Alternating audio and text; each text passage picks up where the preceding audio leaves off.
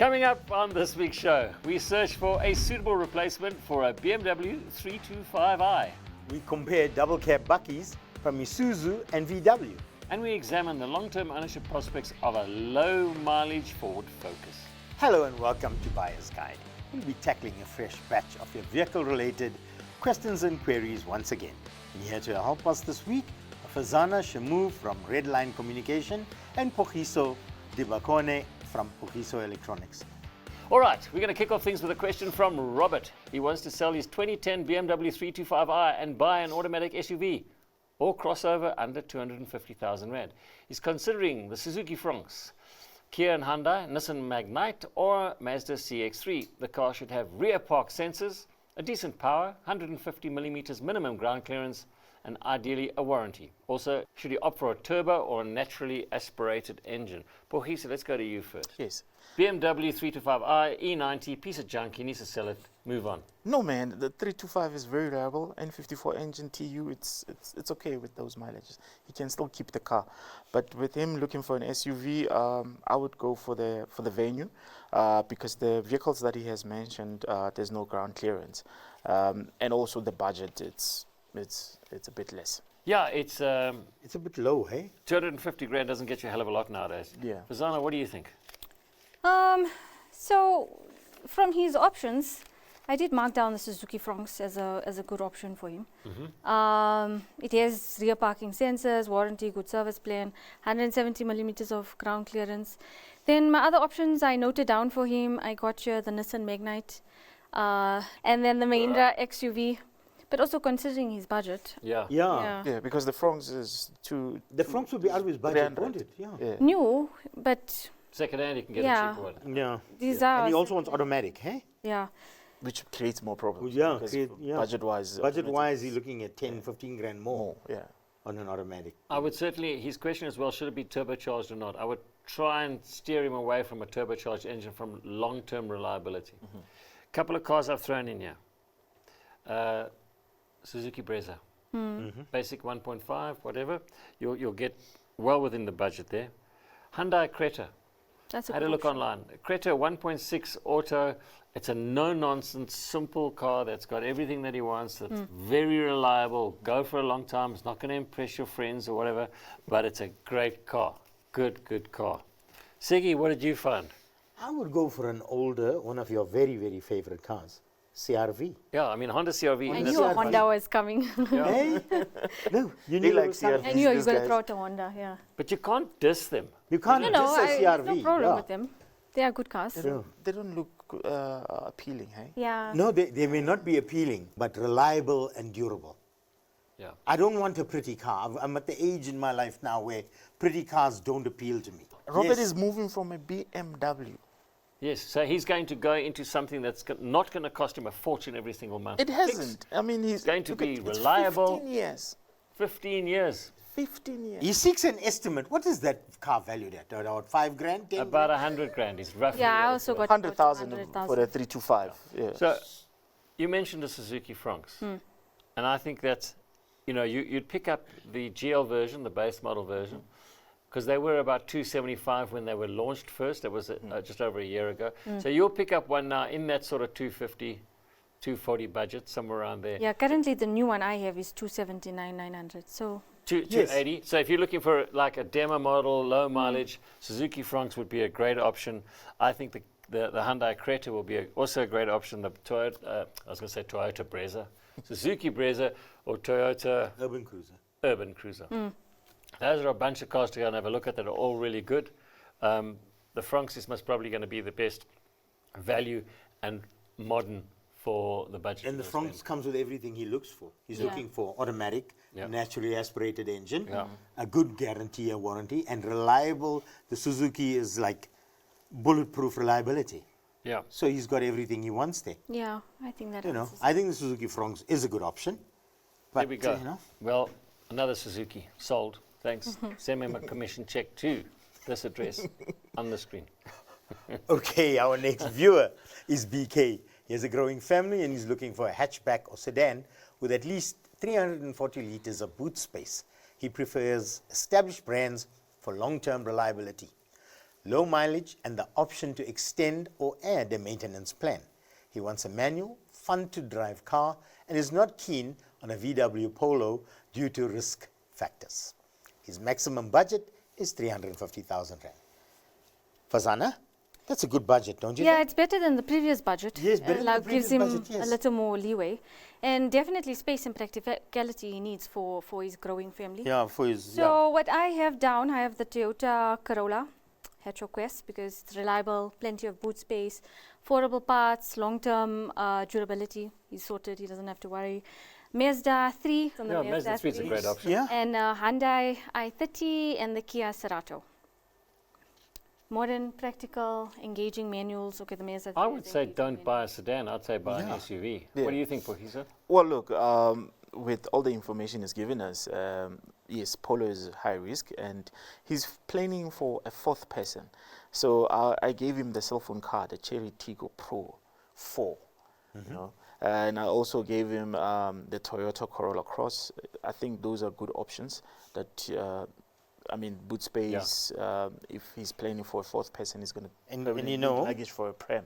with the Tigo or the Haval Jolion, you Yeah. could get practically new.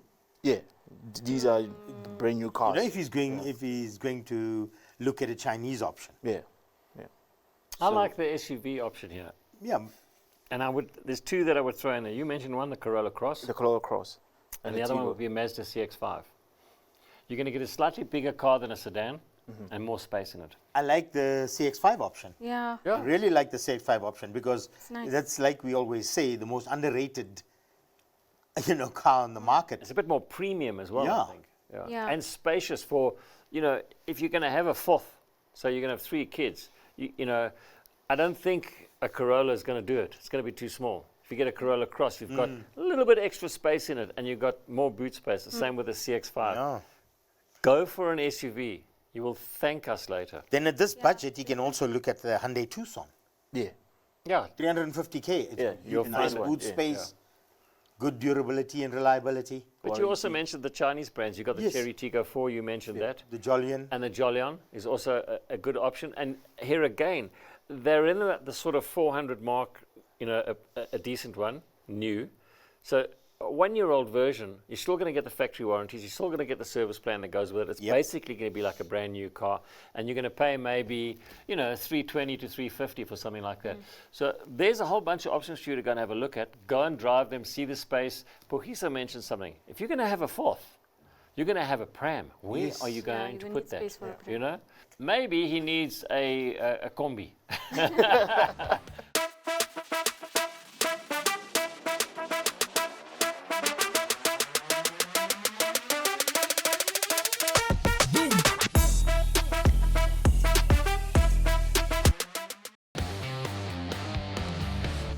You're watching Buyer's Guide, and if you've just joined us, welcome to this week's show.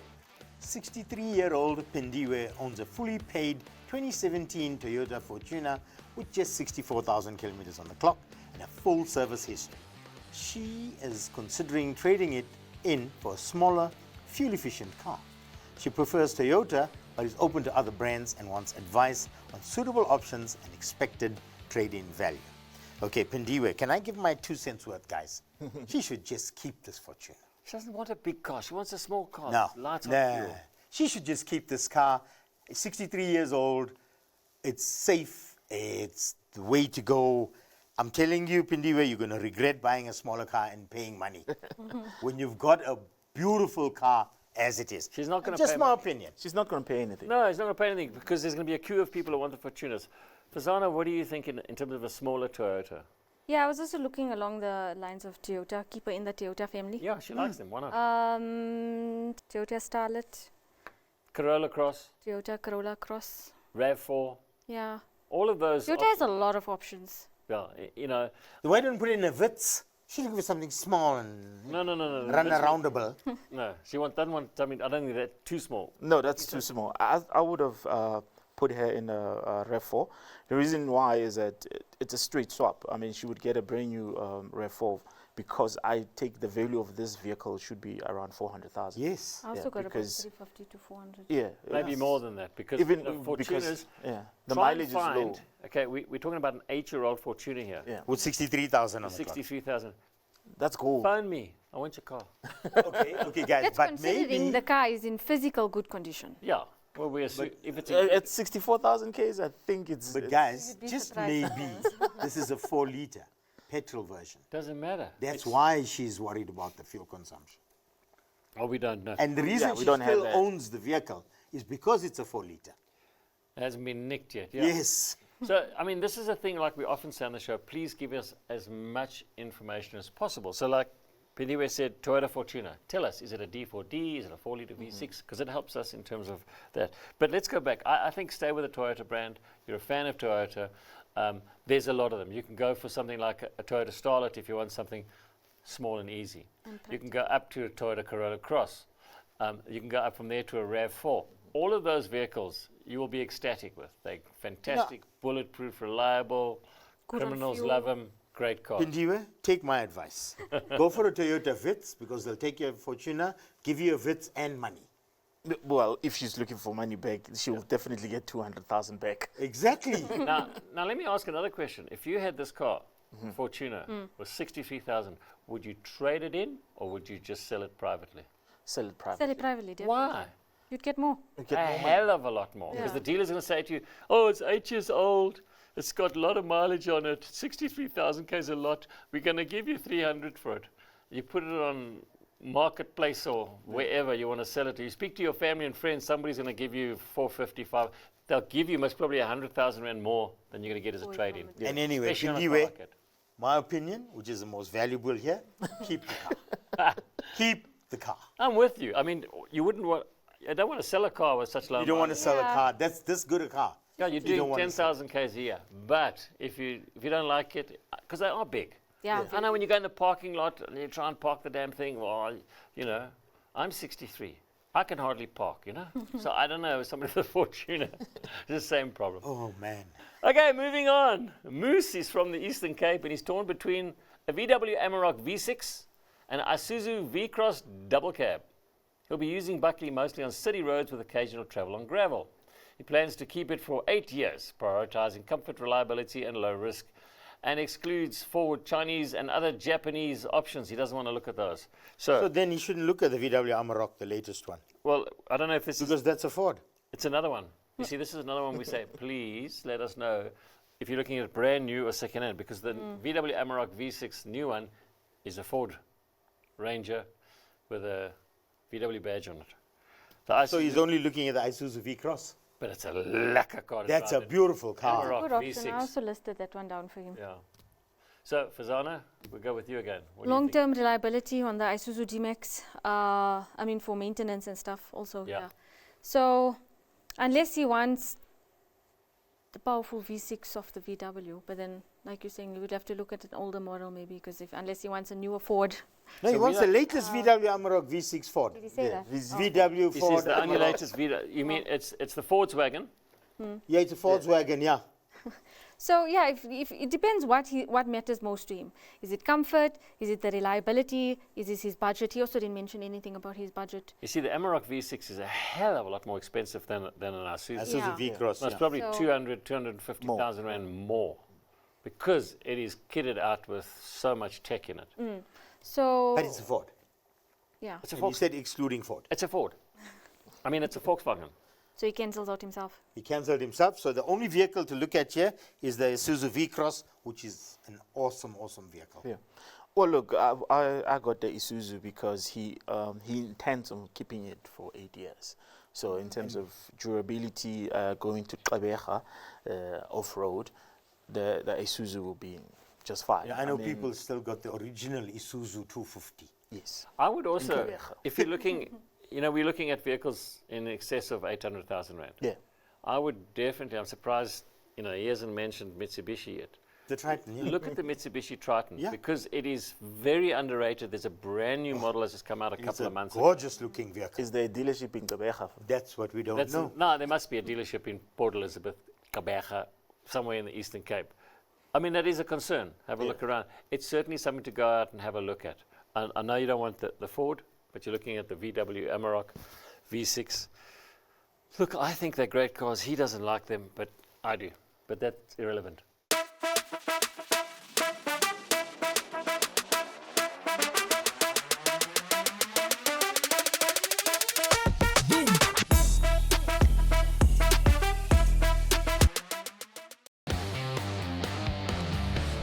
Welcome back to Buyer's Guide. Up next, we have a question from Alan. Now, he's in his 60s and he's considering buying a Suzuki Fronx after hearing about it on the show. He does little long-distance driving and seeks options on the 4-speed automatic transmission, particularly regarding its tendency to over-rev during overtaking. His main concern is the reliability of this gearbox compared to the manual version. Pogiso, what do you think? I mean, it's a 4-speed auto. Well, look, I wouldn't go for the auto because he's be driving it in Cape Town. So the uphills are just going to damage this gearbox. It's not going to last. Why is Cape Town only uphill? There's no Well, look, downhills, no going levels. up and down, changing with this 4-speed, it's not a good idea. How old are you, Pogiso, if I may ask? Are you in your 60s yet? No, I'm not. Because I'm in my 60s and I know don't how drive to like drive. a young guy. Guys, When it's you a go uphill, 4-speed you don't have gearbox. to ramp over the hill. It's a 4-speed gearbox. Yep, With what engine? A with a 1.5. 1.5. It has to change down. Yes. Exactly. And it's So designed that to is- do exactly that. And that will cause stress on the gearbox when it's changing down. Not the kind of stress you're thinking about. That's only in the DSG gearboxes. No. It's also in these gearboxes because 4-speed is not really reliable, regardless of what type of gearbox in what vehicle. But 4-speed for me, it's not reliable, and a 4-speed causes more fuel consumption than your 5-speed. It's a engine. Suzuki, which is very light on fuel. So let me throw my bit in. I've driven the Suzuki Fronx 4-speed automatic, and I thought it was great. If you're driving along at normal speeds and driving all over, it is not a rocket. Nobody buys this car Because they're it's going to the drags. He mentioned Because only overtaking. Lens, you're not going to take it when you go to Lens to drag and you They'll take your tune it Beamer. and turbo it and do all this. Exactly. Yes. You don't do that. I think it's a great car. I would quite happily drive a Fronx automatic around, knowing that I'm going to be I'm 63. I'm going to be driving at the speed limit, plodding along. It's fine. Yeah, Every now and then, if you I want, agree with Adam, and I'm only 40. if you So, want to yeah. overtake, you've been in the motor trade too long. He's only 25. Yeah. Adam, he mentions that the over-reffing, so he's aware that it's going to do it. Yes, it's going to rev when you're overtaking and things like that. Yeah. And that's, That's where once the in a change while. down happens. That's where Once the in a reality. while, Pogiso. No, he's in Cape Town. Once in a while, way. But you see, Alan's been watching the show, so he knows my opinion on automatic gearboxes about servicing them. So when you change the oil in the gearbox every 60,000 kilometers, like very few workshops do, you do that, it will last. It won't be a problem. Have you driven the Fronx 4-speed automatic? You haven't. I have. Suzuki, you need to get It's a perfect. test car to Fazana to drive. Yeah. Yes, that would be nice. But Suzuki does have a good track record for longevity, so I don't think it's going to be a problem. You've got to look at the car and say, what is it designed for? It's Yes. a city car. Like he said, he doesn't do a lot of long distance driving. It's a great city car. It's very fuel efficient. You can buy the manual. No problem with that. But who wants to buy a manual nowadays with the traffic? And like you say, lives in Cape Town. He's not going to get into 4th gear in the To automatic. get it- 'cause Yes, the traffic's that's so right. bad. He's never going To get to Camps Bay, he's going to change this too many times. To get to Up Camps here. Bay. Yeah, up No. He lives in Cape Town. Nobody in Cape Town goes to Camps, Camps Bay. Bay. That is just tourists. There's no Cape Townians living there. But this is interesting because you're not a fan of it. I think it's a great option. I think it's an awesome option. I love the Fronx. I love the 4-speed gearbox because there's 5 and 6-speed and the 20-speed automatic boxes don't work for me. Yeah. So, Fazana, what's your take on that? You haven't driven it, you say. No, I haven't driven it. But like you said, Suzuki reliability and things. Yeah, I think you should stick to the auto. Yeah. You should stick to the auto. So 3 against 1. You're fired. We'll move on to our next question. And finally, 47-year-old Eugene hails from Port Elizabeth and owns a low-mileage 2005 Ford Focus that he maintains himself. He plans to keep it beyond retirement and seeks advice on potential mechanical or structural issues and preventative measures to ensure reliability over the next 10 to 20 years. Pogiso? Now you can comment on a fix or repair daily. I don't know why he kept this car for this long. I mean, Because they're good cars. Nah, the man. Z-Tech engine, a good car. Yes. Yes. This thing has fuel consumption issues. It has a timing issue. Why did he keep this car? Do you ever But, work I on mean, Fords? Because I know you're a BM guy. Have you ever worked on a Ford Focus to know how good they are? I don't work. The Z-Tech is pretty good, eh? If it Well, says look- Eco Boost on the back, That's worse. Then you stop right there. That's that's worse. Eco Boom, explode. Yeah. So, well, look, he has maintained the car for himself for this long. He might as well continue. But I don't know why he kept it for so long. I know for a fact that the fuel pumps are not reliable.